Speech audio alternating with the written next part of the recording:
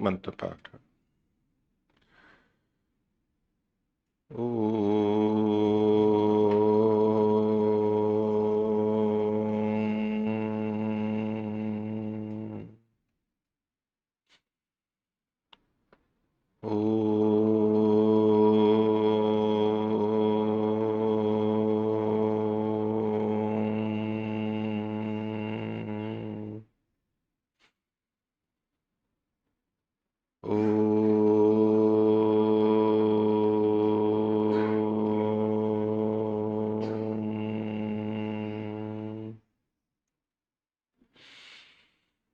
ॐ सहनाववतु सहनौ भुनक्तु सह वीर्यं करवावहै तेजस्विनावधीतमस्तु मा विद्विषावहै। ॐ शांति शांति शांति।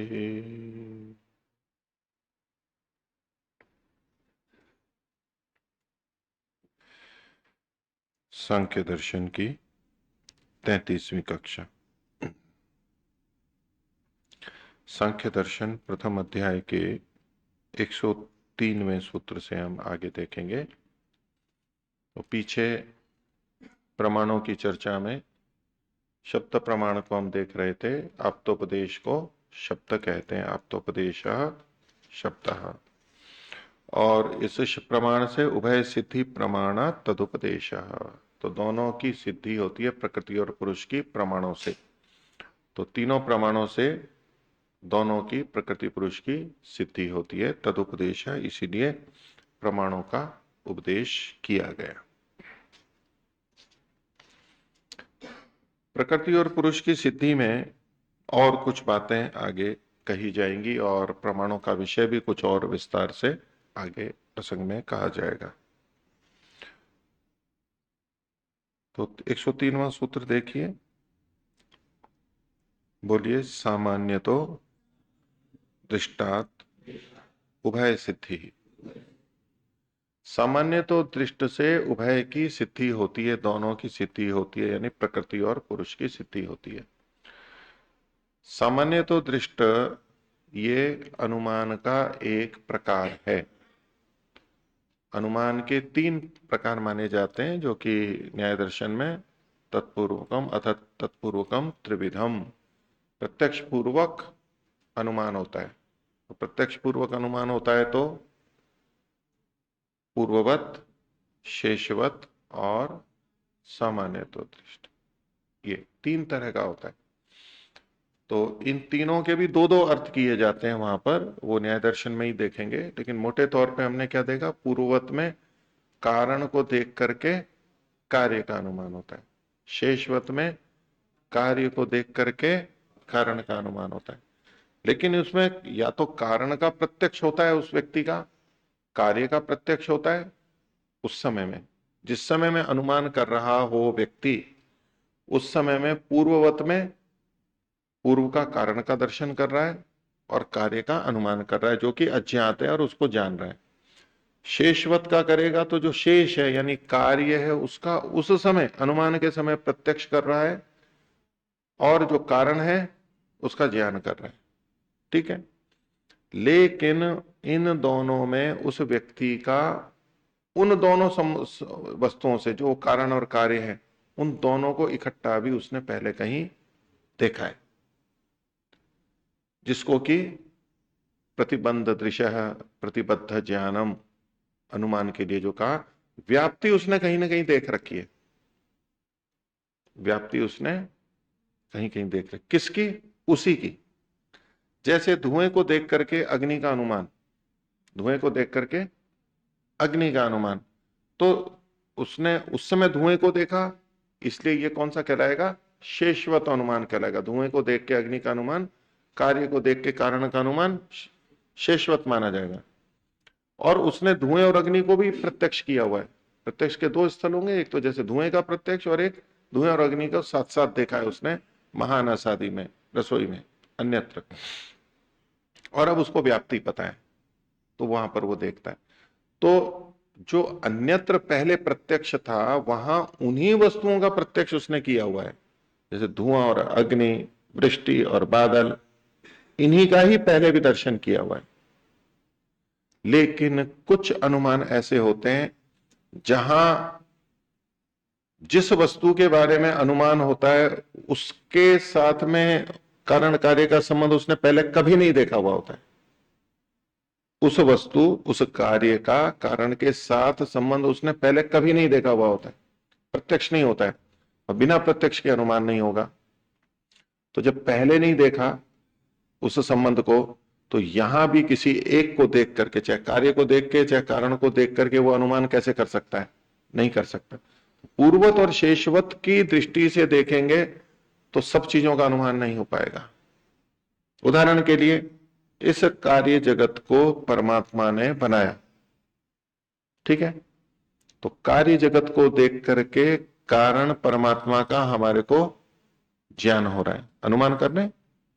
अब इसको हम पूर्ववत कहें या शेषवत कहें? इसको पूर्ववत कहें या शेषवत कहें? परमात्मा कारण है और ये कार्य जगत कार्य, अथवा मूल प्रकृति ले लो, ये कार्य जगत है और वो मूल प्रकृति है। तो कार्य को देख करके कारण का अनुमान यानी मूल प्रकृति का अनुमान है, ये पूर्ववत कहलाएगा या शेषवत कहलाएगा?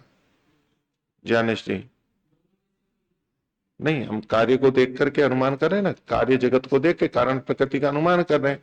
मूल प्रकृति से कार्य बनाए तो ये कार्य मतलब शेषवत, तो कार्य को देख के कारण का अनुमान हो गया इसमें। तो इसमें हम जैसे अग्नि और धुएं को दोनों को साथ साथ देखे हैं, उस प्रकार से हम बनाने वाले को देखे नहीं, बनाते हुए देखे नहीं, इसलिए शेषवत नहीं कहलाएगा। बात समझ में आई? बोल के बताओ।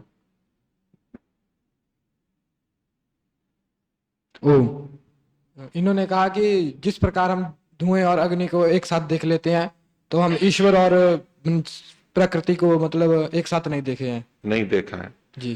तो इससे क्या निकला? क्या ये शेषवत शेषवत नहीं है? नहीं है।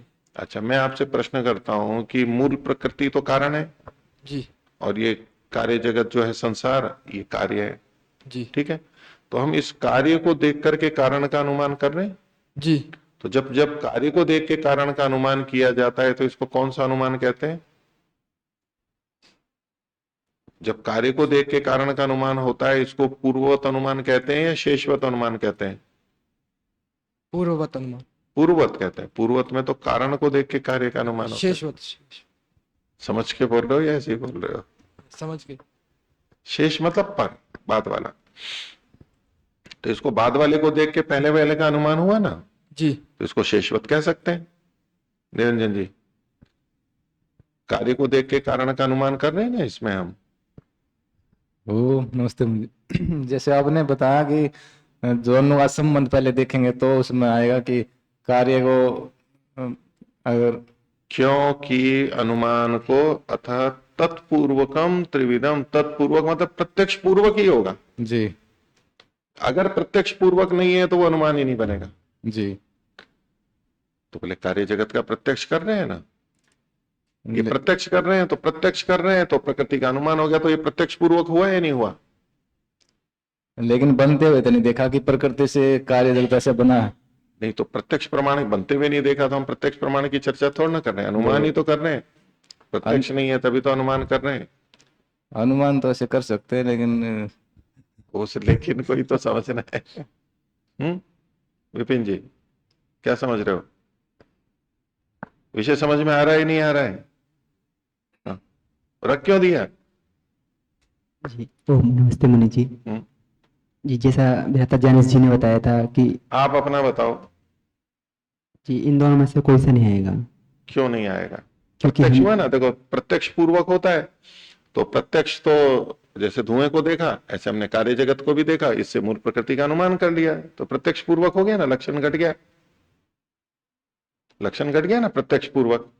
और कार्य को देख के कारण का अनुमान कर रहे हैं इसलिए शेषवत हो गया, तो प्रत्यक्ष पूर्वक हो गया और शेषवत हो गया। तो क्यों नहीं होगा ऐसा? क्योंकि जो पूर्वक कहा जा रहा है वो हमने उसको नहीं देखा, मूल प्रकृति को। तो नहीं देखा तो कुछ ही लक्षण में बाधा आ रही है क्या? घट रहा है ना, प्रत्यक्ष पूर्वक भी है और कार्य को देख के कारण का अनुमान भी हो रहा है, तो इसलिए शेषवत अनुमान हो गया। क्या चीज नहीं घट रही है? पीछे तो हाँ, काशीराम जी बोलो। मतलब इसमें प्रत्यक्ष पूर्वक जो अनुमान का ज्ञान होता है, तो शेष बात हम इस क्या बोलते हैं इसको, ध्यान से सुनो, ये जो चर्चा है ना, ये तो बहुत एकाग्र ध्यान से सुनोगे तो वाक्य पकड़ में आएंगे, नहीं तो आपको उलझ जाओगे। थोड़ा आपको कठिन तो पड़ रहा होगा क्योंकि पहला दर्शन पढ़ रहे हैं आप, न्याय दर्शन ही पढ़, लेकिन जो मैं इतना विस्तार से बता भी रहा हूं तो इतना तो आप समझ ही सकते हैं ना। आप बताओ धवल जी। और जो प्रश्नोत्तर करता हूं ना उस पर भी ध्यान दो, कौन क्या बोल रहा है, उस पर मैं क्या टिप्पणी कर रहा हूं, उससे भी तो विषय समझ में आता है। केवल मैं पढ़ाऊंगा तभी नहीं, ये भी सब पढ़ाने का ही एक रीति है। तो कोई भी कुछ भी बोल रहा है उसको समझो क्या बोल रहा है और मैं उस पर कहां टोक रहा हूं, क्या है, बोलो। से आपने कहा कि प्रत्यक्ष पूर्वक पहले का संबंध देखा होगा तो उसका शेष ज्ञान शेषवत कहलाया जाएगा, और इसमें दोनों का ज्ञान तो है प्रत्यक्ष नहीं। पूर्वक कहा तो प्रकृति का प्रत्यक्ष कर रहे हैं ना, इससे ज्ञान होगा। कारण को तो देखा नहीं है ना प्रत्यक्ष में। नहीं, कारण को प्रत्यक्ष नहीं देखा है, लेकिन कार्य को तो है, प्रत्यक्ष पूर्वक हो गया ना ये, प्रत्यक्ष उसमें पूर्वक। दोनों का संबंध का ज्ञान होना चाहिए। हाँ, दोनों का संबंध का ज्ञान होना चाहिए, व्याप्ति होनी चाहिए, आपने ठीक कह रहे हो। इसको थोड़ा यूं भी समझो कि जो प्रत्यक्ष पूर्वक है वो दो प्रकार का प्रत्यक्ष होना चाहिए।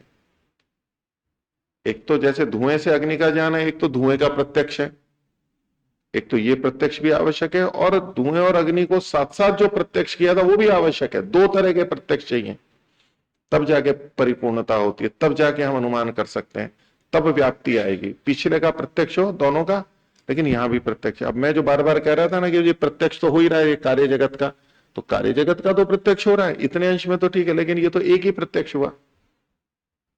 लेकिन कारण और कार्य दोनों को एक साथ देखना वो तो हमने प्रत्यक्ष नहीं किया है ना, वो तो हमने प्रत्यक्ष नहीं किया ना।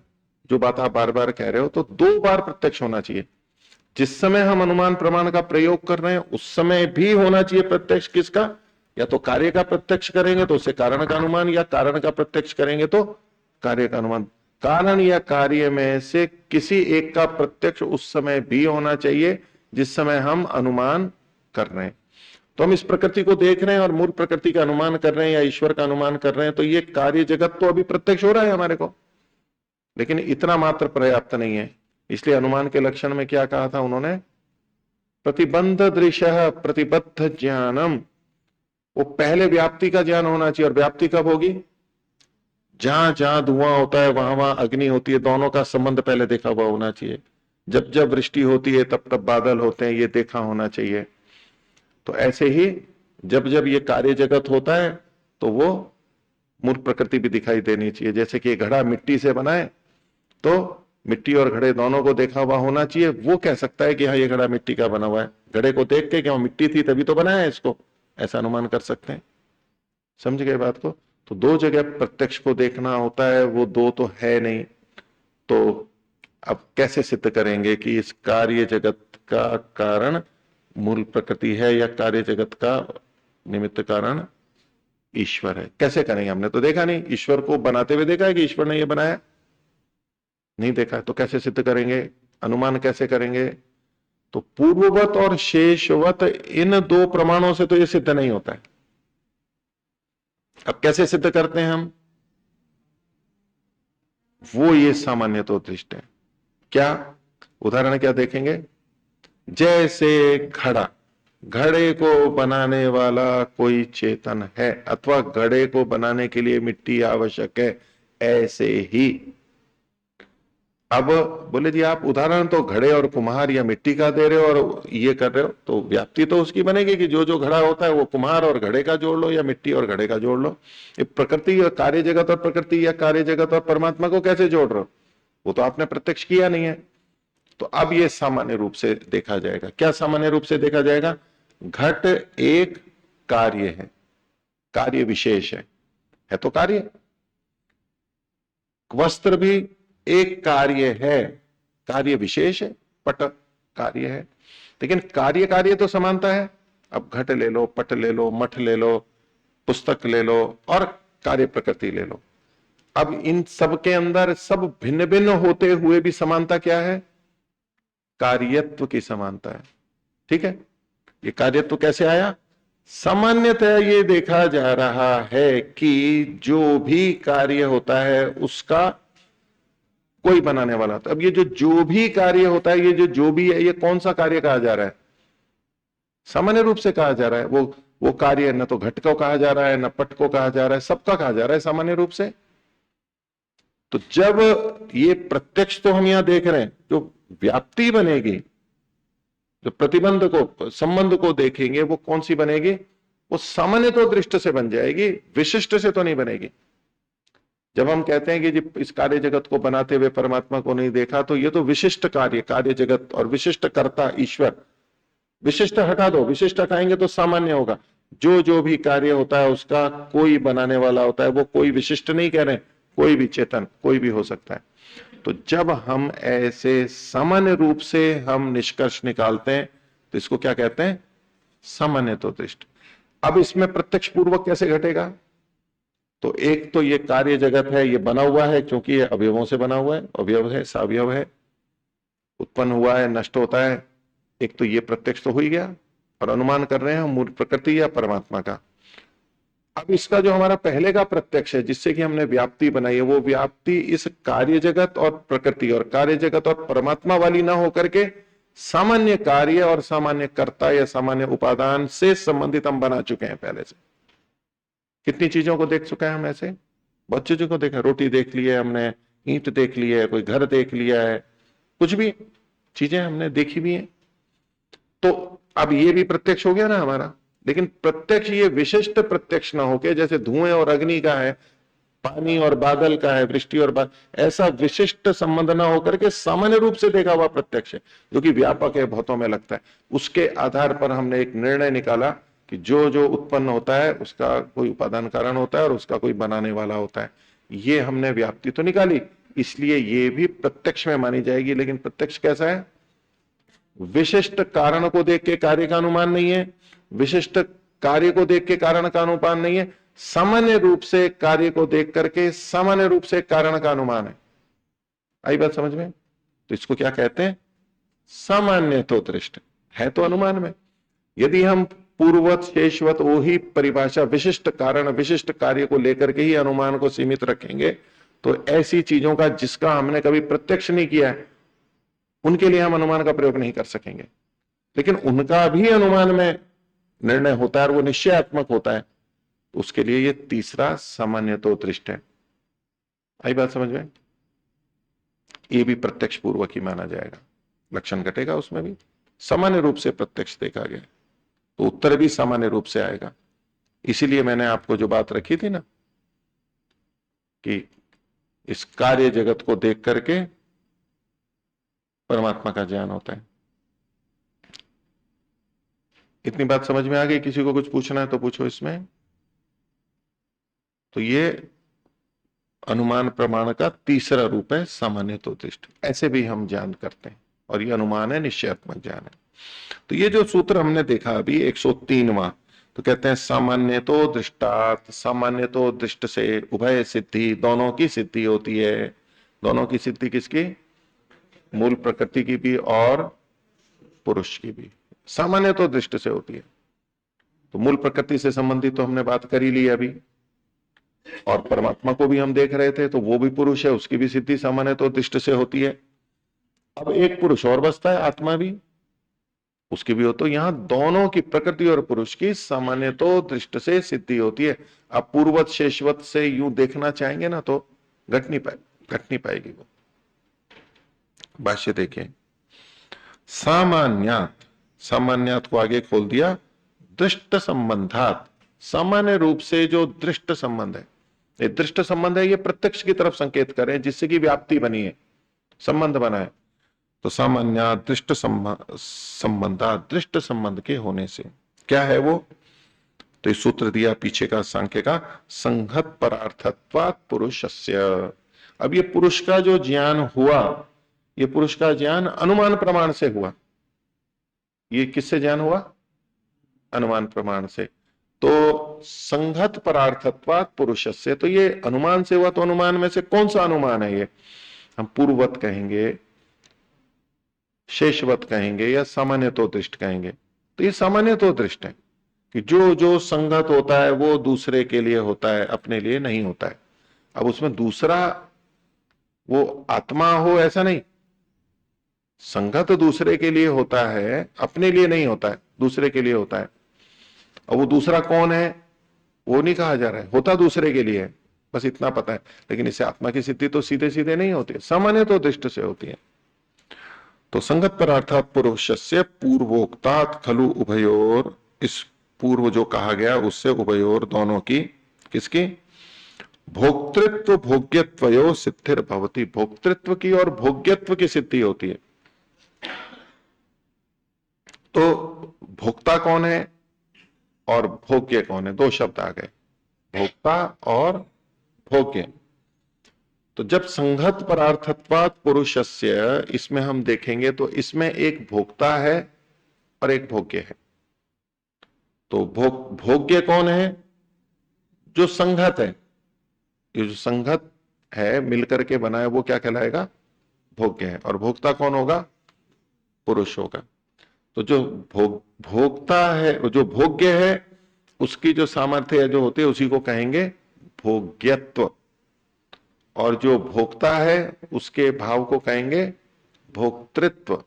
भोग्यत्व और भोक्तृत्व। भोग्यत्व भोग्य में होता है, प्रकृति में होता है, भोक्तृत्व चेतन में होता है, आत्मा में होता है। ठीक है।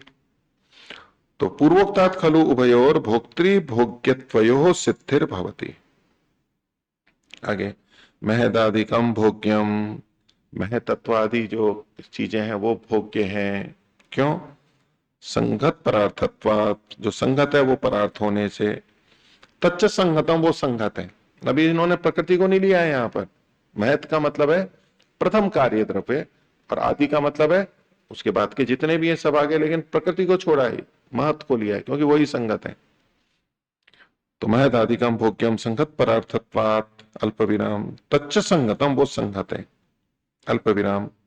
शय्यादिवत परार्थम भोग्यम अल्प विराम, शय्या आदि के समान, पलंग आदि जो भी हैं, कुर्सी टेबल ये भी जो भी है, मुट्टा, ये सब संगत है, ये दूसरे के लिए है, परार्थ है और भोग्य है। ये स्वयं अपने आप में कोई भोग नहीं करते, ये दूसरे के लिए है, भोग्य है, भोगने। कुर्सी है तो बैठने के लिए है, मुड्डा है ये बैठने के लिए, पानी है वो पीने के लिए, पानी है वो शुद्धि के लिए है, ऐसे। तो वो भोग्य के अंतर्गत आएंगे। परश्च, ये जो पर है वो क्या है? परश्च पुरुषो यदर्थम तत्संगतम, तो संगत परार्थत्वात् पुरुषस्य, तो संगत है वो दूसरे के लिए होता है। तो परश्च, पर कौन है? पुरुष है। यदर्थम तत्संगतम भोग्यम, जिसके लिए कि वो संगत अर्थात भोग्य वस्तु। तस्मात् महदादिकम भोग्यम पुरुषो भोक्ता, महदादिक भोग्य है और पुरुष भोक्ता है। दोनों की सिद्धि हो जाती है इसे, सामान्य तो दृष्टि से। संगत चीजें हैं तो एक तो हम कहेंगे कि ये बनी है उपादान कारण से है, इसका कोई ना कोई कारण होगा, उसका अनुमान पीछे बताया है उन्होंने, शब्द प्रमाण से भी पता लगता है और सामान्य तो दृष्टि से भी। ऐसे ईश्वर का, अब ये जो संगत है ये है किसके लिए? इस रूप में भी तो दूसरे का अनुमान होगा। कारणों की दृष्टि से तो प्रकृति और परमात्मा का ज्ञान होता है, और ये है किसके लिए, इसका प्रयोजन किसके लिए है? उस दृष्टि से जीवात्मा का, चेतन पुरुष का ज्ञान होता है। ये सामान्य तो दृष्टि से ज्ञान होता है। ये स्पष्ट हो गया? आगे देखिए, अब अन्य टीकाकारों की थोड़ी व्याख्या कर रहे हैं कि अन्य भाष्यकाराः इमं सूत्रम प्रकृति पुरुषयो सिद्धौ अनुमान प्रमाणस्य एकांश मुखेन व्याचक्षते तन्न युक्तम। तो अन्य टीकाकार क्या करते हैं? उन्होंने ये लिखा है कि ये जो प्रकृति और पुरुष की सिद्धि के लिए अनुमान प्रमाण का ही एक प्रकार यहां पर कथन किया गया है। अनुमान प्रमाण का एक प्रकार कथन किया। तो वैसे तो सामान्य तो दृष्ट अनुमान प्रमाण का एक प्रकार ही है, पूर्वत शेषवत सामान्य तो दृष्ट। तो उस दृष्टि से उनका ये जो सामान्य तो दृष्ट है वो अनुमान प्रमाण का एक अंश प्रस्तुत किया गया। और क्यों किया गया? प्रकृति और पुरुष के ज्ञान के लिए, क्योंकि उभय लिखा है, उभय उभय सिद्धि लिखा है। तो इससे क्या तात्पर्य निकल करके आएगा कि पीछे जो अनुमान प्रमाण का लक्षण कहा गया था वो केवल पूर्वत और शेषवत के लिए कहा गया था, दो ही भागों के लिए कहा गया था। और अनुमान का जो तीसरा अंश है ये सामान्य तो दृष्ट, उसके लिए ये लक्षण कहा गया, ऐसा उन लोगों ने कथन किया है। तो ब्रह्ममुनि जी उसका मना कर रहे हैं कि नहीं, ये अनुमान के एक अंश सामान्य तो दृष्ट को समझाने के लिए यह सूत्र नहीं है। उसका ग्रहण तो यत् संबंध सिद्धम वाला जो अनुमान का, नहीं यत् संबंध सिद्धम नहीं, प्रतिबंध दृशा प्रतिबंध ज्ञानम अनुमानम, वो जो सूत्र था उसी में हो चुका था। उसी में पूर्वत का भी ग्रहण था, शेषवत का भी ग्रहण था और सामान्य तो दृष्ट का भी ग्रहण था। अर्थात इसके अनुमान के तीनों अंशों का लक्षण वहीं पर ही था। ये लोग कैसे मान रहे हैं? दो अंशों का लक्षण वो था और तीसरे अंश का लक्षण ये है, तो उसका ये निषेध कर रहे हैं। तो अन्य भाष्यकारा इमं सूत्रम प्रकृति पुरुषयो सिद्धौ अनुमान प्रमाणस्य एकांश मुखेन व्याचक्षते तन्न युक्तम, ये ठीक नहीं है। अब क्यों नहीं है उसके लिए थोड़ी विवेचना कर रहे हैं। यदि स्यात् एवं, अगर ऐसा होता तो तरही तो अनुमान प्रमाण लक्षणानंतरम एवं, अनुमान प्रमाण का लक्षण जो पीछे कहा गया था सूत्र संख्या 100, उसके अनंतर ही शब्द प्रमाण लक्षणात् पूर्वम एवं, और शब्द के लक्षण से पहले, क्योंकि उसके बाद शब्द का लक्षण आया ना, आप्तोपदेश शब्द, सूत्र संख्या 101, पूर्वमेव अस्य सूत्र से रचनाया भाव्यम, इस रचना को वही होना चाहिए था। क्योंकि यदि वहां एक अंश को बताना ही प्रयोजन होता तो जब अनुमान का लक्षण आ रहा है तो भाई दो अनुमान के दो अंशों का लक्षण तो प्रतिबंध दृश्य सूत्र से हो गया, और एक अंश जो बचा उसका तो लक्षण वही आना चाहिए था ना। ये सूत्र कहां होना चाहिए था? आप्तोपदेश शब्द से पहले होना चाहिए था और उसके बाद में होना चाहिए था प्रतिबंध दृश्य से, लेकिन ये तो उसके बाद में यहां पर आ रहा है। इसका क्या मतलब है कि ये सूत्र अनुमान के तीसरे अंश यानी सामान्य तो दृष्ट को के लक्षण को बताने के लिए नहीं है। हाँ, इससे प्रकृति पुरुष दोनों का ज्ञान होता है ये बताया जा रहा है बस। तो सूत्र से रचनाया भाव्यम, सूत्र वहां होना चाहिए, एक बात। तथा अच्छा, और अब दूसरा कह रहे हैं जो अगला सूत्र है, चिदवसानो भोगा इति एतेन अग्रिम अनंतर सूत्र है। अग्रिम का मतलब है अनंतर सूत्र। अभी जो 104वां हम पढ़ेंगे उस सूत्र है भोग विषय के न सह अस्य संगतिरपि, उसकी आगे वाले सूत्र से भोग विषय जो है उसके साथ संगति भी खलु अस्मद अर्थ विधाने भवति अल्प विराम। हमने जो अर्थ किया है यानी ब्रह्ममुनि जी कह रहे हैं उस अर्थ के विधान में संगति होती है। क्योंकि जब ये विषय आया कि सामान्य तो दृष्टा तो वह सिद्धि, सामान्य तो दृष्टि से दोनों की सिद्धि होती है, तो कैसे की? संगत परार्थत्वात् पुरुषस्य, संगत है वो परार्थ पुरुष को बताता है, तो वहां पर भोक्ता और भोग्य दोनों बातें आ गई। और जब भोक्ता की बात आ गई तो ये भोग किसको हो रहा है, उससे संबंधित जो प्रश्न उठेगा तो वो अगले सूत्र में उत्तर आएगा। भोग से संबंधित बात आगे भी चलने वाली है। तो इसलिए हमारी दृष्टि से यानी ब्रह्ममुनि जी कह रहे हैं मैंने जिस तरह से अर्थ किया उससे पिछला वाला दोष नहीं रहता जो दूसरों में है, और यहां आगे से इसकी संगति जुड़ती है। सापी किल अस्मत् अर्थ पोषिका अस्ति, जो आगे आत्मा के भोग से संबंधित बात चल रही है वो भी इस अर्थ की पोषिका है कि इस 103वें में न्याय अनुमान के तीसरे अंश का लक्षण नहीं बताया जा रहा है, केवल ये बताया जा रहा है इस जो भोक्तृ भोग्य भाव है इसमें जो सिद्धि होती है ये सामान्य तो दृष्ट से होती है। सामान्य तो दृष्ट का लक्षण वही रहेगा जो पीछे है। जो सामान्य रूप से अनुमान का लक्षण है वो अनुमान के तीनों प्रकारों में घटेगा, ये कहना है। स्पष्ट हो गया ये? तो अब प्रश्न खड़ा होता है, जब कहा संगत परार्थत्वात् पुरुषस्य, जो संगत है वो परार्थ होती है दूसरे के लिए होती है, तो दूसरा कौन है? तो वो पुरुष है। तो जो संगत है वो तो हुई भोग्य, और पुरुष जो पर है वो हो जाएगा भोक्ता। तो बोले वो भोक्ता कैसे बन गया? ये एक बड़ा प्रश्न है। दर्शन के क्षेत्र में विभिन्न मान्यताएं हैं जो इसका निषेध भी करती हैं कि आत्मा तो भोगता नहीं है, आत्मा भोगता नहीं है।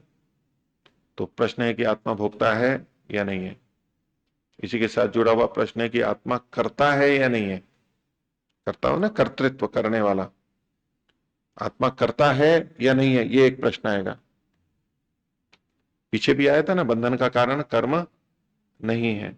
यदि उसको मानेंगे तो कर्म दूसरे का दूसरे को जाएगा, फिर तो आत्मा तो करता है ही नहीं, कर्म करने वाला नहीं है। कर्म करने वाला नहीं है तो वो करता नहीं है। तो ये उलझन है कि आत्मा को करता न माने। कुछ लोग कहते हैं भी आत्मा करता नहीं है, निष्क्रिय है, पुरुष है, करता नहीं है। तो प्रश्न आएगा कि फिर आत्मा भोगता है या नहीं है।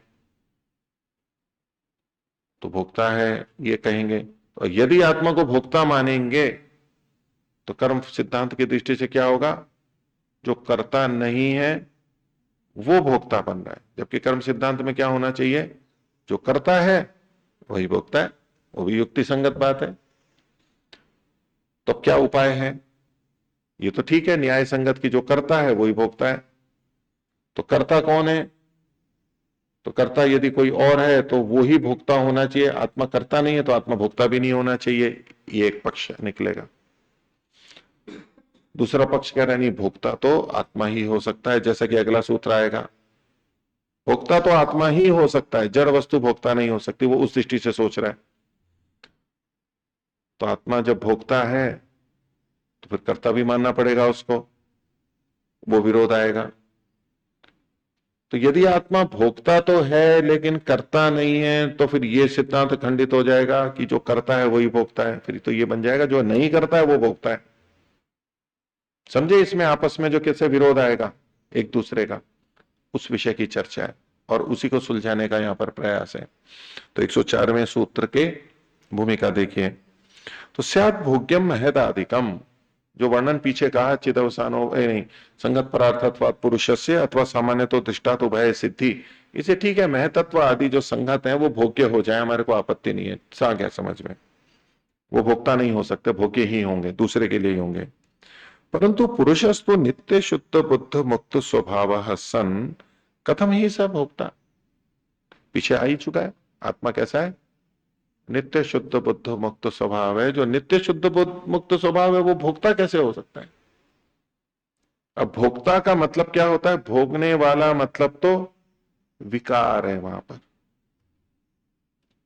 कौन भोग करेगा, जो विकृत होगा, जो विवेकी नहीं होगा वो भोग करेगा।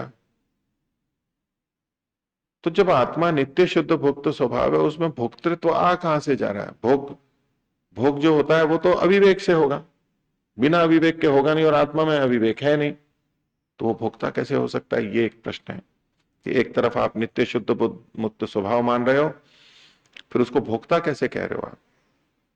तो नित्य शुद्ध बुद्ध मुक्त स्वभाव है सन कथम ही से भोक्ता उच्यते, कह रहे हैं यतः, एक सिद्धांत दे रहे हैं। सूत्र बोलिए, चिदवसानो भोगः, भोग जो भी होगा वो चिदवसान, चित्त का मतलब है चित्ती शक्ति, चित्त संज्ञान है, जो बोध रखता है, उसके अवसान वाला होगा, मतलब उसकी समाप्ति वाला होगा। भोग की समाप्ति कहां पर होती है, ये प्रश्न है। तो बोले चिदवसाना भुक्ति है, तो चिदवसानो भोगा, भोग चेतन पे जाके समाप्त हो जाएगा, उससे आगे नहीं जाएगा। मान लीजिए हम कोई भी भोग चीज ले लें, आप खाने के लिए ले लें। आज आप लड्डू खाने वाले हैं, तो लड्डू भोग्य हो गया। अब इसका भोग क्या होगा, भोग लगता है ना, भोग है ना, भोग्य, भोग्य है मतलब भोग लगता है। भोग लगाया कभी, लगाया है। तो भोग लगाना को वैसे मूर्ति पूजा से जोड़ के देखते हैं ना कि भगवान को भोग लगाते हैं भोग। तो जो मूर्ति पूजा करते हैं वो भोग लगाते हैं, हम भी भोग लगाते हैं क्या। तो भोग लगाया हमने, चलो हम भी तो देवता हैं, चेतन देवता है, हमने अपना भोग लिया भोग। तो अब ये कहां तक जाएगा, बोले ये लड्डू कहां तक जाए, लड्डू भोग्य हो गया ना, लड्डू कहां तक जाएगा, मुख में जाएगा, मुख में चबाएंगे, रस आएगा, गंध आएगी, स्पर्श होगा, और कहां तक जाएगा? पेट में चला जाएगा, फिर उसके आगे हाथों में चला जाएगा, उसके आगे मल के रूप में निकल जाएगा, और मल के रूप में फिर खेत में, भूमि में चला गया, जड़ में जड़ मिल गया। कहां समाप्ति है उसकी? कहां समाप्ति है?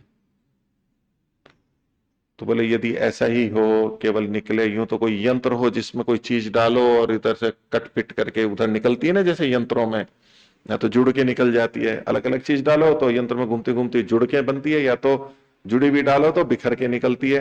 तो ऐसे यहां से डाला, कट पिट करके नीचे निकल गया और चला गया। क्या इतना ही है? वो यंत्र में जैसे घुट मिट जाता है, जैसे मिक्सी वो यंत्र होते हैं उसमें घुल मिल जाता है, ऐसा हो रहा है यहाँ पर? नहीं, उसके अलावा यहाँ पर क्या हो रहा है? बोध हो रहा है। तो बोध किसको हुआ? कहां तक, कहां पहुंचा वो?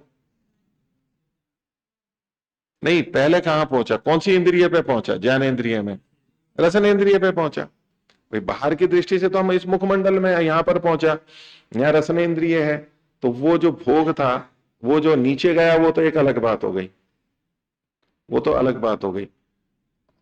और जो हमारे को अनुभूति हुई, यहाँ जो कुछ भी हुआ, रस का ग्रहण हुआ, गंध का ग्रहण हुआ, तो गंध है तो नासिका से, तो ये कहां पहुंचा? नासिका यानी घ्राण इंद्रिय या रसनेन्द्रिय पे पहुंचा, पहुंच गया ना। फिर वहां से कहां पहुंचा? तो आगे मन में पहुंचा, जैसे हम शास्त्र से पढ़ते हैं, मन में पहुंचा। कोई बुद्धि कहना है, बुद्धि में पहुंचा। अच्छा, यहां मुख में पहुंचा, तो मुख में पहुंच के तो भोग्य रुका नहीं, वहां से आगे भी गया। आगे गया तो बोले इंद्रियों में गया, रसनेन्द्रिय और घ्राणेन्द्रिय, तो वहां पर भी नहीं रुका, वहां भी समाप्ति नहीं हुई ना। मन में गया, बुद्धि में गया, वहां भी नहीं रुका, कहां तक गया? और जब तक आत्मा तक नहीं पहुंचेगा तब तक उसको भोग थोड़ा ना कहा जाएगा। हमने लड्डू खाया, ऐसे हुआ, उसको भोग कहा जाएगा कि यदि आत्मा को पता ही नहीं लगा? आत्मा को पता लगना चाहिए ना कैसा है ये, इसमें देसी घी डाला हुआ है, ये क्या है, काजू कतली है, काजू डाला है, बादाम डाला है, ये डाला है, वो कुछ रस आदि गंध का बोध होना चाहिए। तो मुख में गया, मुख से इंद्रिय, इंद्रिय से मन, बुद्धि और आत्मा, आत्मा से आगे, आत्मा से आगे कहीं नहीं गया। भोग की समाप्ति कहां पर है? चिदावसान, ये कह रहे हैं। और दूसरा उदाहरण ले लीजिए कोई, ये कपड़ा पहन रखा है हमने, भोग है, ये भोग्य पदार्थ है, इसका हम भोग कर रहे हैं, मतलब हमने धारण किया। तो किसके साथ में संबंध है इसका? तो हम अपनी त्वचा के साथ में है, हमारे शरीर के साथ में, जहां जहां हमने कपड़ा पहन रखा है उसका अपना प्रयोजन है। तो प्रयोजन हम इसके अपनी त्वचा को कहते हैं, त्वचा की रक्षा करते हैं हम इससे, हमारे अंदर के तापमान की रक्षा करते हैं, मांसपेशियों की रक्षा करते हैं, कीड़ पतंगों से रक्षा करते हैं, ऐसे जो भी सुरक्षा के हैं, पगड़ी पहन रखी है जी, चोट वोट ना लग जाए उसकी सुरक्षा करते हैं। तो ये भोग किसके लिए हुआ? ये संगत है, ये परार्थ है दूसरे के लिए। तो त्वचा के लिए हुआ, शरीर के लिए हुआ। फिर और आप स्पर्श का ज्ञान है, लेकिन केवल स्पर्श भोग नहीं है इसका। हम कपड़े ऐसे थोड़ा ना पहनते हैं कि जी पहन करके बड़ा अच्छा सुख लग रहा है इसलिए मैं कपड़े को पहन रहा हूं। वो तो कहीं कहीं होता है कि भाई ये कपड़ा पहनने के बड़ा अच्छा लग रहा है, मुलायम है, या जो भी हमें अच्छा लगता है। लेकिन कुल मिलाकर के सर्दी से बचना है, गर्मी से बचना है, चोट से बचना है, ये सब किसके लिए हुआ? ये जो भोग मिल रहा है हमारे को, सुविधा मिले, शरीर के लिए हुई। तो क्या यहीं पर ही रुक गया वो? वैसे तो शरीर के लिए ही है यूं देखेंगे तो, लेकिन ये शरीर तक नहीं रुका। इसकी सारी संवेदनाएं, अनुभूतियां वो मन में गई, ज्ञानेंद्रिय के माध्यम से, स्पर्श इंद्रिय के माध्यम से मन में जाकर के रुक गया। केवल मन के लिए नहीं, फिर उसी तरह बुद्धि और आत्मा तक पहुंचा। इस भोग की समाप्ति या उद्देश्य या प्रयोजन कहां तक होगा? आत्मा तक होगा, शरीर के लिए नहीं होगा।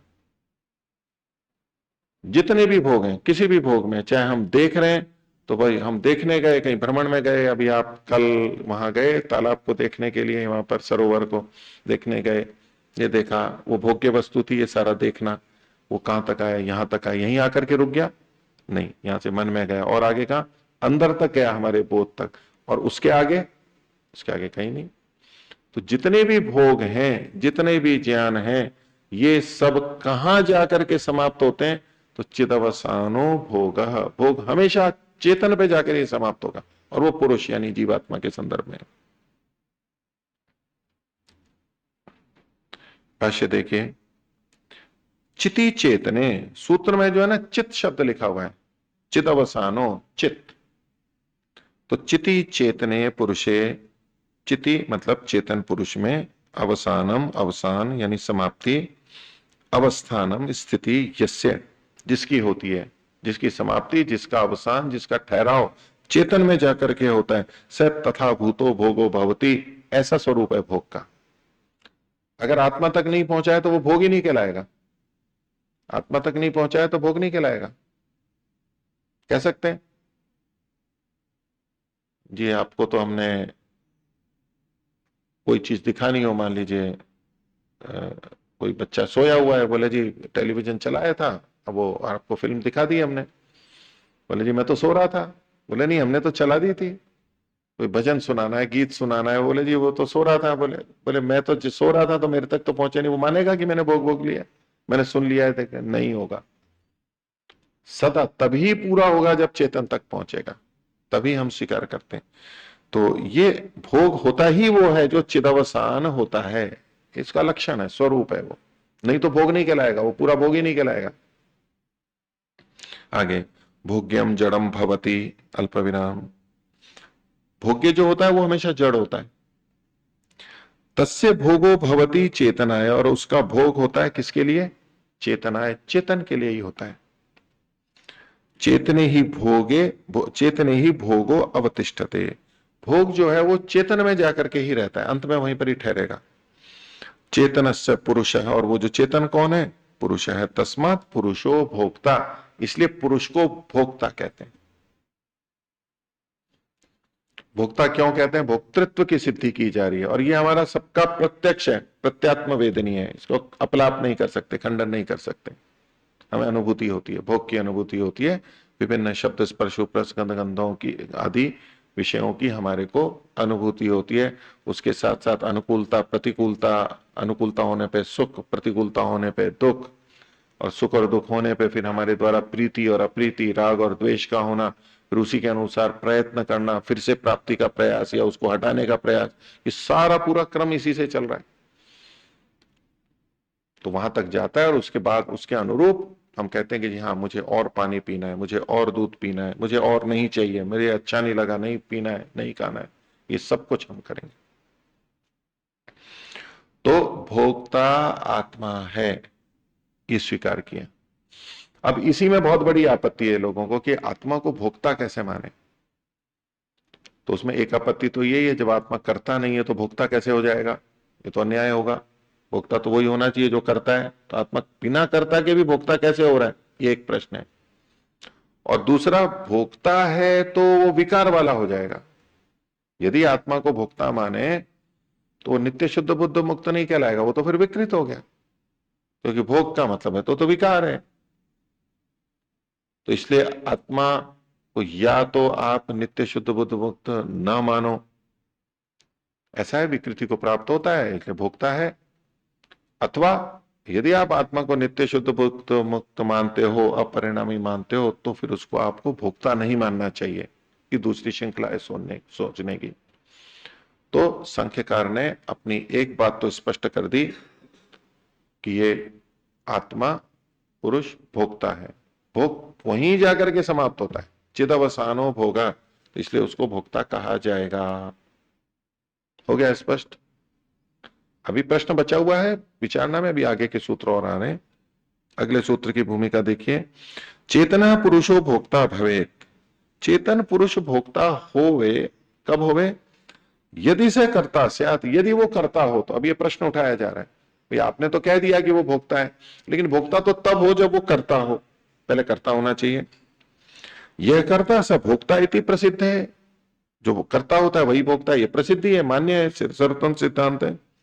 परंतु पुरुषस्तु नित्य शुद्ध बुद्ध मुक्त स्वभाव, कथम नाम तस्य कर्तृत्वम, पुरुष तो नित्य शुद्ध मुक्त स्वभाव वाला है, उसका कर्तृत्व हो कैसे सकता है? अर्थात उसका कर्तृत्व नहीं हो सकता है, और कर्तृत्व नहीं है तो भोक्तृत्व भी नहीं हो सकता है। पुनः कथम ही कर्तृत्वम अंतरेण, बिना कर्तृत्व के, बिना कर्तृत्व के तस्य भोगापत्ति ही भोग की प्राप्ति इति अत्रुच्यते सूत्रद्वयेन। तो प्रश्न तो यह आएगा कि बिना कर्ता के, बिना कर्तृत्व के भोक्तृत्व कैसे आ सकता है, यानी नहीं आ सकता है। तो उसी का उत्तर दिया जा रहा है, बिना कर्तृत्व के भी भोक्तृत्व आ सकता है। एक उत्तर क्या है? बिना कर्तृत्व के भी भोक्तृत्व आ सकता है। तो ये ऐसी भाषा क्यों बोली जा रही है? क्योंकि वो आत्मा को कर्ता, उस रूप में क्रिया करने वाला, जिसमें क्रिया है, ऐसा नहीं मानते। देख रहे हैं कहां पर हैं? कहां पर थे?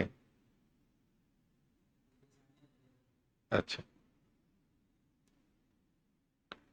तो कर्ता न होते हुए भी भोग प्राप्त हो रहा है, एक तो ये समाधान निकलेगा, ऐसा कोई सिद्धांत निकालेंगे तो उसमें कर्तृत्व को न मानते हुए भी भोक्तृत्व को सिद्ध करना है। भोक्ता तो है, ये तो पक्का मान रहे हैं। और दूसरी एक दृष्टि है, दो तरह से समाधान कह रहे हैं। आप ये भी देख सकते हो, ये भी, या तो बिना कर्ता के भी भोक्ता कैसे होता है वो बताएंगे अभी, और उससे अगले सूत्र में बताएंगे, अथवा आत्मा का कर्तृत्व भी हम मानेंगे, कर्तृत्व भी है और भोक्तृत्व भी है। तो कर्तृत्व कैसे है? जब नित्य शुद्ध बुद्ध स्वभाव, मुक्त स्वभाव है, तो कर्तृत्व कैसे आ रहा है, जो पूर्व पक्षी ने कहा, तो उसका बताएंगे कि ऐसे कर्तृत्व आ रहा है। तो दो तरह से इस समस्या का समाधान दिया है। देखिए अगले सूत्र, 105वां सूत्र बोलिए, अकर्तुरपि फलोपभोगो अन्नाद्यवत। 106वां बोलिए, अविवेकाद्वा तत्सिद्धे है कर्तु फलापगमः।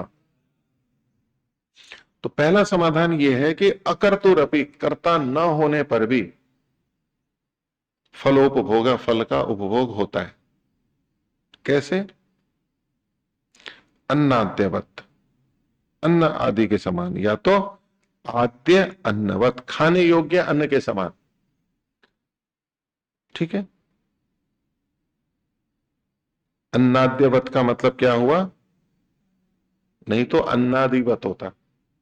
अन्नाद्यवत, आद्य का मतलब होता है अदन के योग्य, जो होता है खाद्य, जैसे बोलते हैं हम खाद्य बोलते हैं, खाने के योग्य होता है उसको खाद्य पदार्थ बोलते हैं ना। ये अखाद्य है, खाने योग्य नहीं है। ऐसे ही जो अदन के योग्य होता है, अदभक्षण है, भक्षण अर्थ में ही होती है धातु, तो आद्य का मतलब क्या हुआ? खाने योग्य। ऐसे तो अन्न आदि जो खाने योग्य पदार्थ होते हैं उनके समान। तो ये कह रहे हैं कि जैसे कि गेहूं उत्पन्न किया, किसने उत्पन्न किया? गेहूं को करने वाला कौन है? कोई किसान है, दूसरा व्यक्ति। ऐसे ही अन्य चीजों को तो हम दूसरे भी खा लेते हैं ना इसको।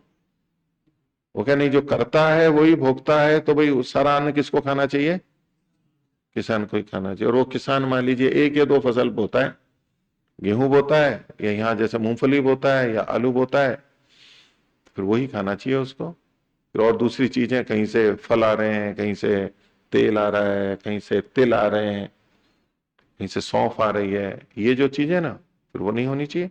जिसने जो उत्पन्न किया, जो जिसका करता है उसको वही खाना चाहिए, पर ऐसा नहीं होता है। करता कोई है, भोक्ता कोई है, करने वाला कोई है, कर्म उसने किया, भोग दूसरे रहे। देखा जा रहा है ना, कपड़े जिन्होंने बनाए फिर उन्हीं को पहनने चाहिए सारे कपड़े, क्योंकि वही तो उन कपड़ों का करता है। हमने तो कपड़े बनाए ही नहीं, तो हम तो नहीं पहने चाहिए। लेकिन देखो हम सब पहन करके बैठे हुए हैं ना कपड़े। सिलने वाले ने है, उसी दर्जी को ही सारे पहनने चाहिए। पाचक ने खाना बनाया, पाचक उसका करता है, तो सारा पाचक को ही खाना चाहिए, फिर हमारे को नहीं खाना चाहिए। नहीं, कर्ता वो है, कर्ता से भिन्न अन्य भी भोगते हैं। ये देखा ही जा रहा है, प्रत्यक्ष है ना, इसमें कोई कमी है क्या? तो वो सिद्धांत कि जो करने वाला है वही भोक्ता होता है, खंडित हो गया ना? नहीं, इतना सारे उदाहरण तो बता दिए, कोई कमी है क्या? और ढूंढ लो, ऐसे सैकड़ों उदाहरण है। ये मुड्डे और कुर्सी किसने बनाए? तो जिन्होंने बनाए वही भोगेंगे इसको, वही बैठेंगे। हम तो करता नहीं है ना इसके, जो करता है वही भोक्ता होता है क्या? तो करने वाला कोई और है, भोगने वाला कोई और है। ये बिजली कौन बना रहा है, कौन कर रहा है, ट्यूबलाइट किसने बनाई, पंखे किसने बनाए, सारी चीजें। तो वो सिद्धांत तो खंडित हो गया ना, जो करता है वही भोगता है। तो अकर्तुरपि फलावगम फलोपभोगो, कर्ता न होते हुए भी फल का भोग होता है। अब आम के पेड़ लगाए तो किसी और ने थे, खा हम रहे, हम जो कोई लगाएंगे तो खाएगा कोई और, अगली पीढ़ी वाले कोई कुछ जो भी खाएंगे। तो ये तो खूब व्यापक रूप से देखा जाता है। तो बोले ऐसे ही हो जाएगा, कर्म जिसने भी किए हो, भोग तो आत्मा को ही होगा। चिदवसानो भोग, ये एक समझाने की रीति है। तो क्या अकर्तुरपि फलोपभोग, कर्ता न होने पर भी फल की प्राप्ति होती है, अन्नाद्यवत, अन्नादि के समान। हो गया? नहीं, स्वीकार नहीं हो रहा है, क्योंकि वो सिद्धांत अटल देख रखा है कि जो करने वाला है वही भोक्ता होता है। ये इतने सारे दृष्टांत आ गए ना, खंडन करो इसका अगर नहीं स्वीकार है तो। बोलो कोई किसी को खंडन करना हो तो इसका, और नहीं तो मान लो कि हम जो करने वाला है उसी को भोगना होता है, ये कोई नियम नहीं है। जो करने वाला है उसी को भोगना है, ये कोई नियम नहीं है, दूसरे भी भोगते हैं। नहीं तो इन मकानों में, भवनों में कौन रह रहा होता है अभी? जो बनाने वाले हैं वही रहते हैं ना, जो करता थे इसके वही रहते, हम तो नहीं रहते। बोलना है किसी को, सोच लेना इसका खंडन करना, ये तो एक समाधान दिया है इन्होंने।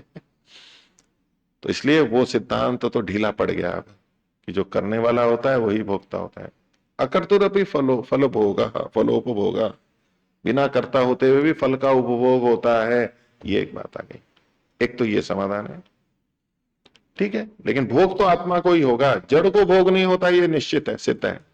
आप ये नहीं कह सकते कि कर्ता नहीं है इसलिए भोगता भी नहीं है आत्मा, इस शैली में तो नहीं जा सकते आप। दूसरे मानते होंगे, सांख्यकार नहीं मानेंगे। कर्ता न होते हुए भी भोगता है, कर्ता नहीं है इसलिए भोगता भी नहीं है, ये इनका निष्कर्ष नहीं है। चिदवसानो भोग। हो गई बात यहां तक? तो ये तो एक तरह से कहा। अब जैसे आप लोगों को संतुष्टि नहीं हो रही है तो ऐसे औरों को भी नहीं होती है। बोले अच्छा, समाधान अंतर करते हैं, भिन्न समाधान देते हैं। क्या?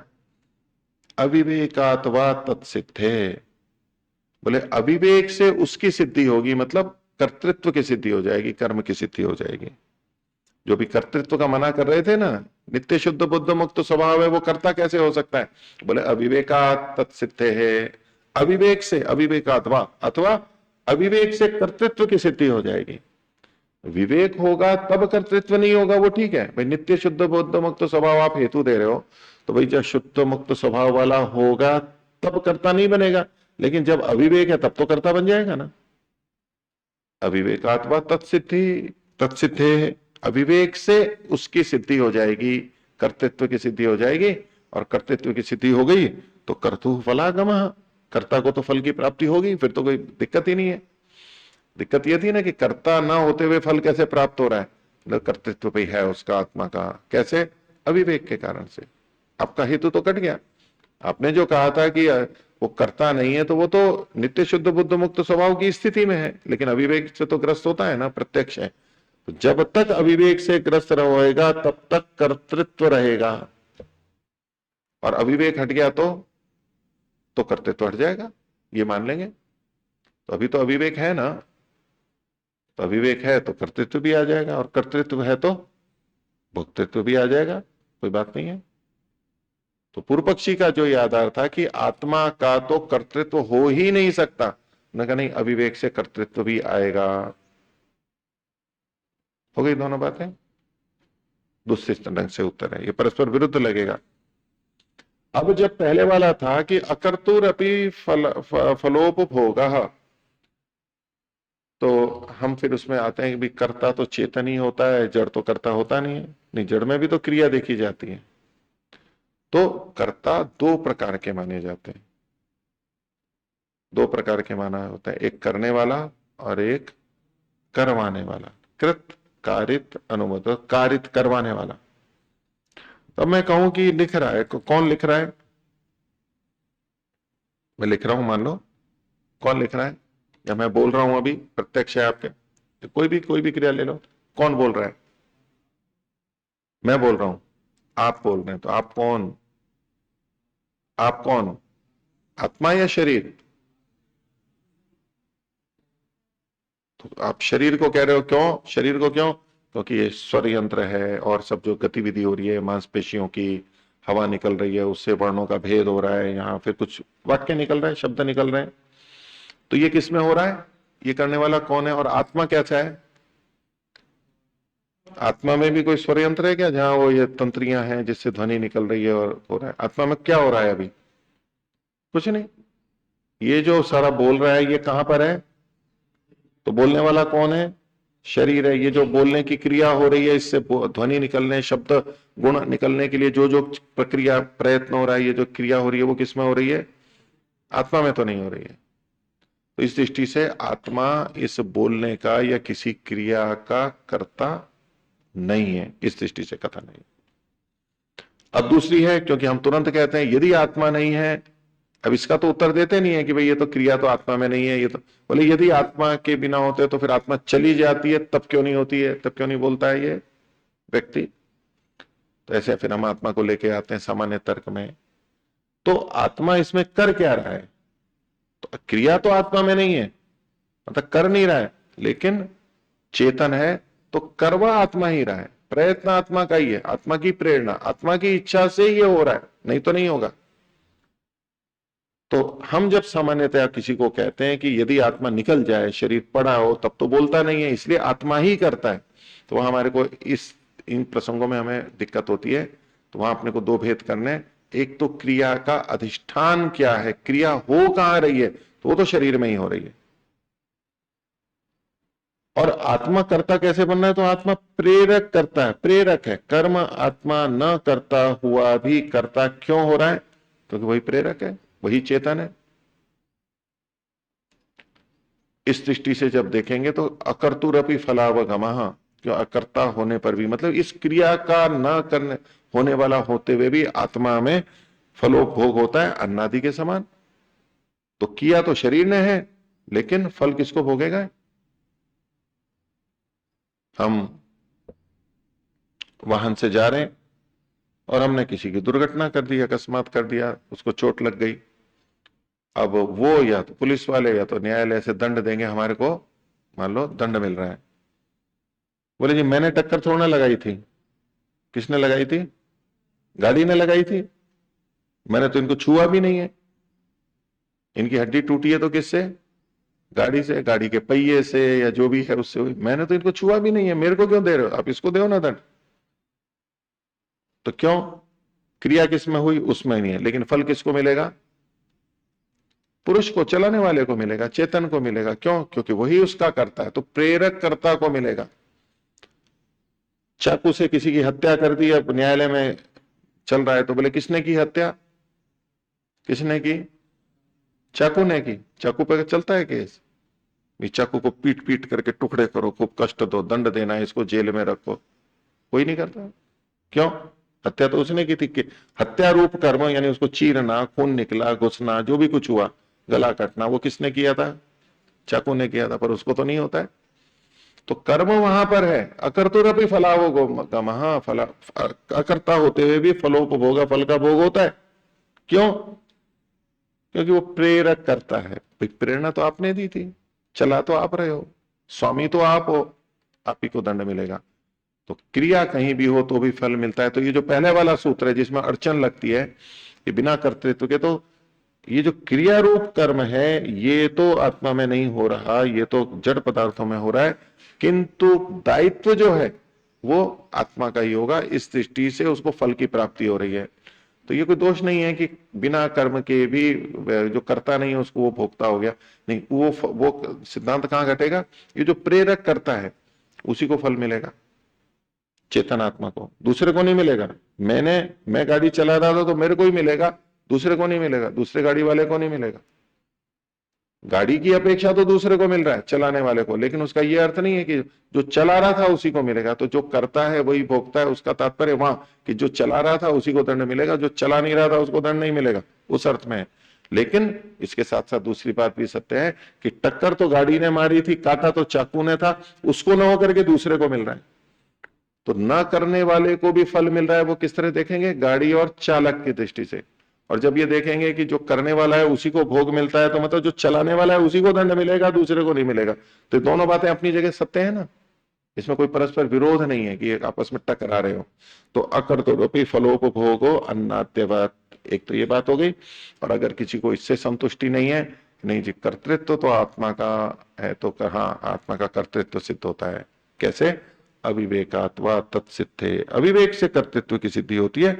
और कर्तु फलागम, और जो कर्ता हो गया अब तो फल ही जाएगा, अब तो कोई चिंता की बात ही नहीं। दिक्कत जो थी कर्तृत्व न होते हुए भोक्तृत्व आ रहा है, हमने कर्तृत्व सिद्ध कर दिया तो भोक्तृत्व तो आ ही जाएगा।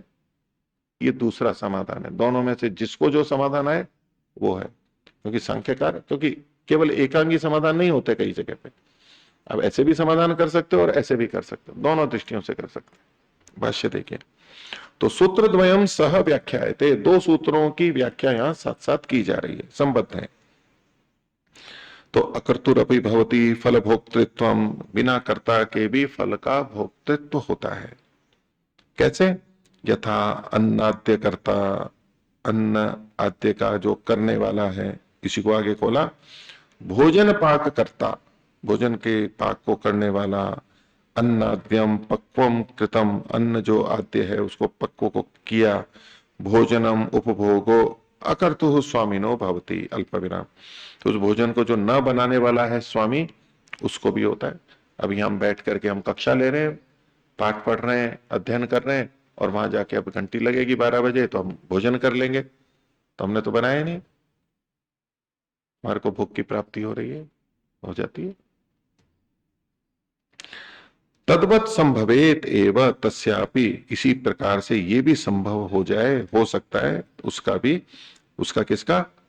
नित्य शुद्ध बुद्ध मुक्त स्वभाव से पुरुषस्य भोग्यम अल्प विराम, उसका भी भोग ऐसे ही हो जाए, भोग ऐसे ही हो जाएगा। स च तस्य भोक्ता, और वो उसका भोक्ता है, आत्मा भोक्ता है, ये इसमें अटल है। यहाँ पर उक्तम योग भाष्य ना भी, योग भाष्य में, योग दर्शन के भाष्य में व्यास जी ने भी इसी तरह की बात को किया, जिसको कि इन्होंने पंक्तियों को उद्धृत किया इस बात की पुष्टि के लिए। क्या? क्लेश कर्मादय, क्लेश कर्म आदि, क्लेश कर्म विपाक आशय, ये जो चीजें, ये इन क्लेश कर्म आदि कहां रहते हैं? मनसी वर्तमान, मन में रहते हैं। तो अभी जो पीछे बात आ रही थी ना, ये कर्म कहां रहते हैं? मन आदि में रहते हैं। मन सक्रिय है, मन है शरीर में, इनमें रहते हैं। और क्लेश जो अविद्या है, अविद्या अस्मिता राग द्वेष अभिनिवेश, 5 क्लेश माने गए। तो मिथ्या ज्ञान कहां रहता है? तो ये क्लेश कर्मादय मनसी वर्तमान, मन में रहते हुए। पीछे एक बात चल रही थी ना, ज्ञान का अधिकरण कौन है, अज्ञान कहां रहता है, अविवेक कहां रहता है, तो उसके लिए बना कि मनसी वर्तमान, मन में रहते हुए, पुरुषे व्यपदिश्यन्ते, पुरुष में कहे जाते हैं, मन में रहते हुए पुरुष में कहे जाते हैं। तो बोले ये क्यों कथन कर रहे हो, जिसमें रहते हैं वही करो ना, तत्व ज्ञान तो ये है, जहां रहते हैं वही करो ना। तो ठीक है, वो कहते हुए भी पुरुष में कहे जाते हैं। क्यों कहे जाते हैं, क्या कारण है? सही तत्फल से भोक्ता है थी, क्योंकि वही, वो जो आत्मा पुरुष है वो ही उसका भोक्ता होता है। तो ये भोक्तृत्व एक तो सिद्ध हो रहा है इस वचन से, और रहते तो मन में है, कर्म रहता तो मन में है, लेकिन भोग आत्मा को होता है। सही तत्फल से भोक्ता है थी, तो ये तो एक सिद्धांत वाक्य कह दिया, अब समझाने के लिए एक दृष्टांत दिया। यथा जय पराजयो वा योद्धृषु वर्तमान स्वामिनी व्यपदिश्यते, राजा है, उसकी सेना है, युद्ध करने गई है, तो जय और पराजय किसकी होती है? सेना की होती है, सैनिकों की होती है, वहां पर जो युद्ध कर रहे होते हैं। तो जय और पराजय होती तो उनकी है, लेकिन कही किसकी जाती है? राजा की कही जाती है। तो कर्म किसने किया?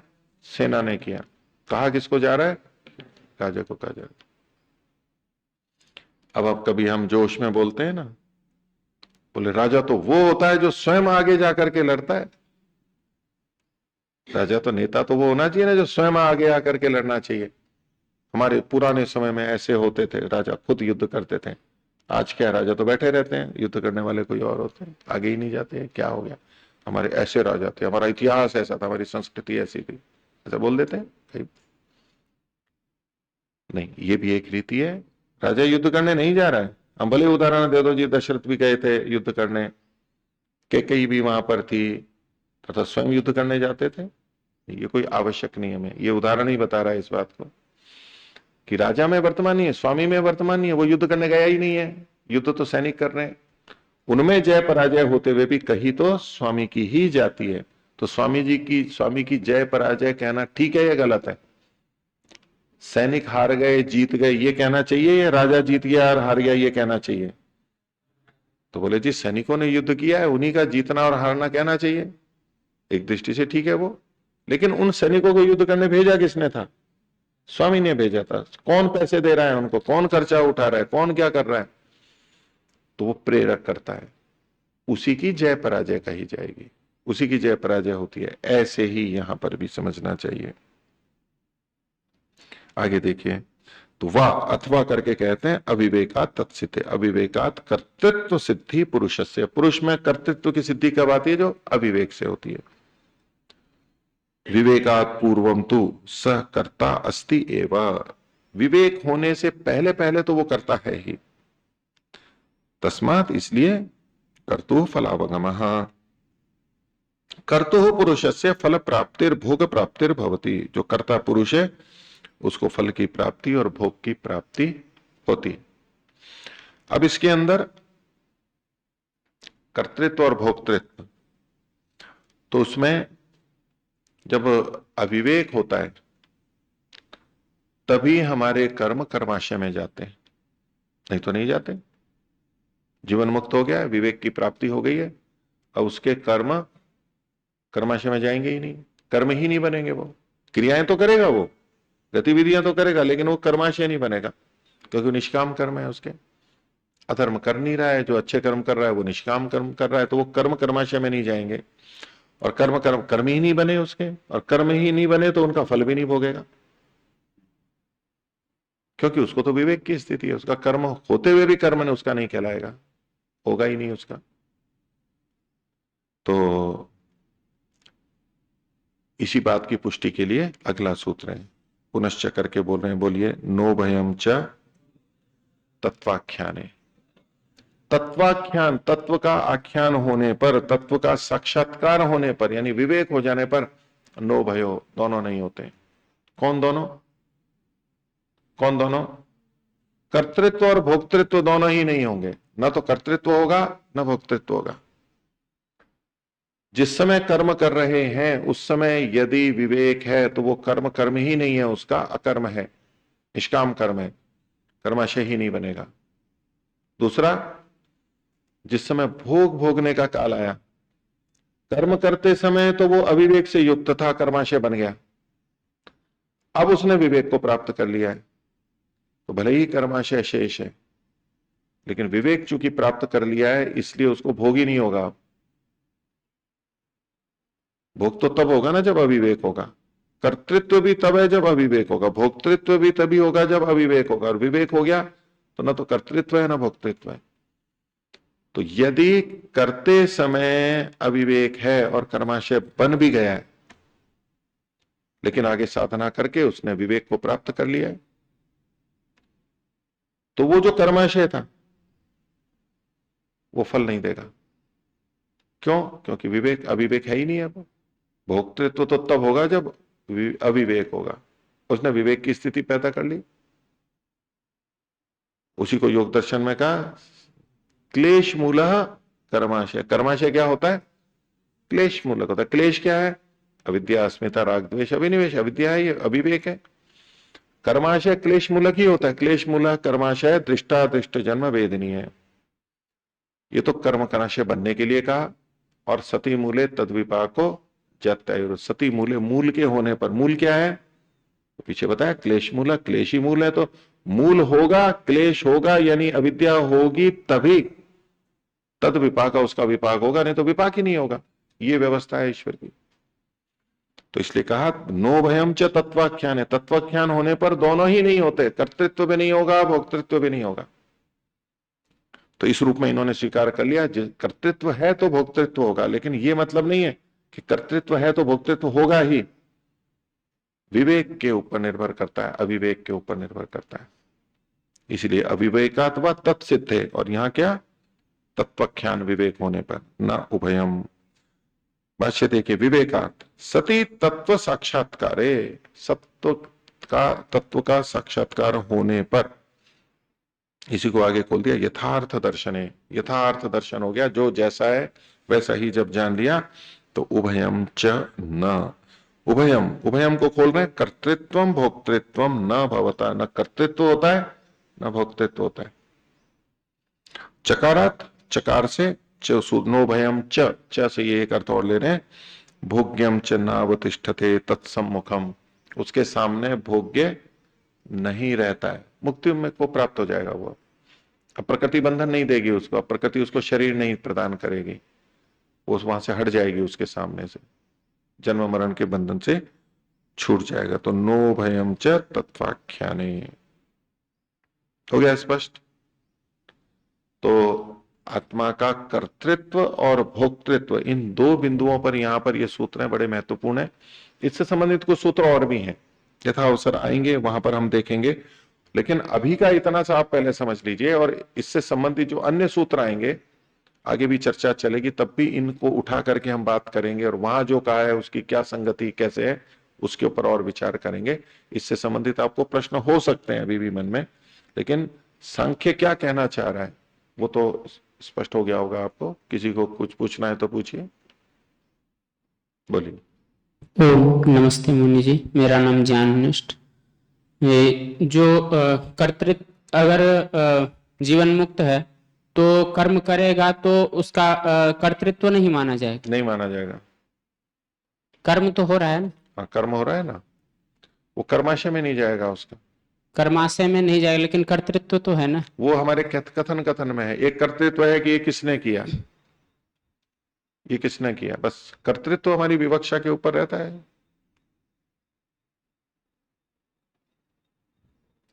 और भोक्तृत्व भी नहीं रहेगा। अच्छा, जैसे हम मुक्ति में जाते हैं तो उस समय हम आनंद का भोग कर रहे होते हैं, तो आनंद रूपी फल तो मिल रहा होता है ना? वो कर्म का फल ही नहीं है वो भी, लेकिन फल तो, आनंद तो मिल रहा, सुख तो आनंद मिल भोग रहा रहा है ना। तो वो तो विवेक प्राप्ति से मुक्ति होती है, बंधन से भी छूट गए, दुखों से भी छूट गए, और परमात्मा का आनंद भी आ रहा है, वो भी हो रहा है। बस वो तो परमात्मा की कृपा है, परमात्मा ने हमारी स्थिति के कारण से वो दिया। तो भोक्तृत्व नहीं माना जाए? नहीं, ये भोक्तृत्व, ये वाला भोक्तृत्व, सांसारिक जो भोक्तृत्व है वो मुक्ति में, आप शब्द तो बोला जाएगा, मुक्ति में हम परमात्मा का भोग करते हैं, परमात्मा के आनंद का भोग करते हैं, परमात्मा के ज्ञान का भोग करते हैं, उपयोग करते हैं, ऐसे ले लीजिए। कई बार भोग शब्द से बड़ा गलत अर्थ लेते हैं, भाई भोग शब्द तो, वैसे तो भोग एक ही है, तो इसलिए कई जने व्याख्या करते हैं, कहते हैं भोग नहीं उपभोग करो, तो भोग और उपभोग अलग अलग हो गए ना। भोग तो निंदित अर्थ में हो गया, और उपभोग अच्छे अर्थों में हो गया। उपभोग को दूसरा शब्द बोलते हैं उपयोग। भोग और उपभोग में अंतर है, कई जनों ऐसे इसी दर्शन से बोलते हैं, मूलतः कोई भेद नहीं है। यहाँ जो भोग शब्द है वो व्यापक अर्थ में, केवल निंदित अर्थ में ही नहीं है। श्वास ले रहे हैं हम, वायु का भोग कर रहे हैं, परमात्मा के लिए कह दिया जी परमात्मा का आनंद ले रहे हैं, परमात्मा का भोग कर रहे हैं, तो ये तो भोग विकृत अर्थ में ले लोगे तो मुक्ति में भी विकृत अर्थ आ जाएगा। उपयोग करना है, भोग उपभोग। पर कई जनों को होता है कि भाई हम कैसे अलग अलग करें, तो बोले जी भोग अलग है उपभोग अलग है।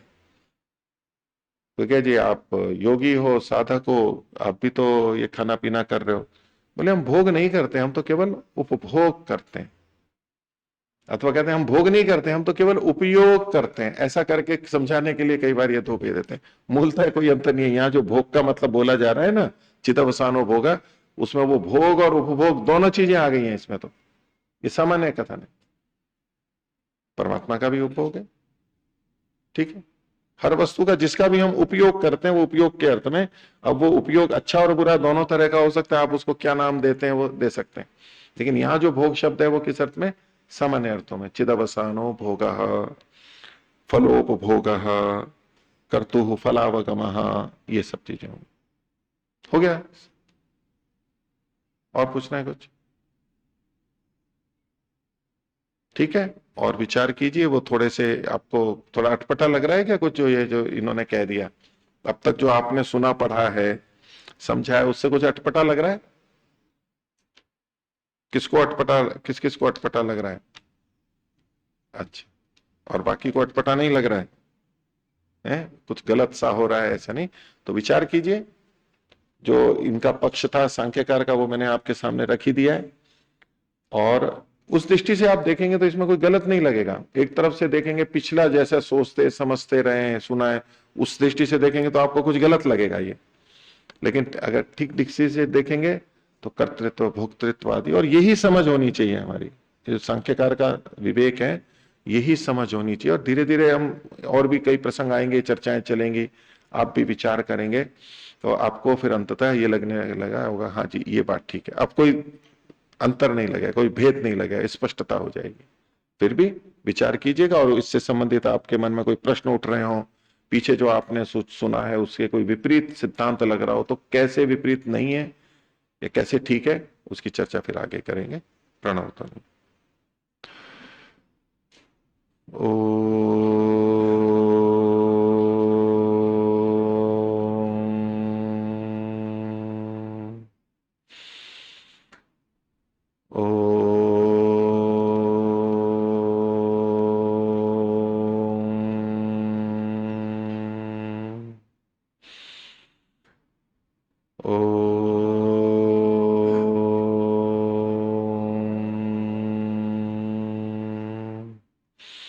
शांति शांति शांति।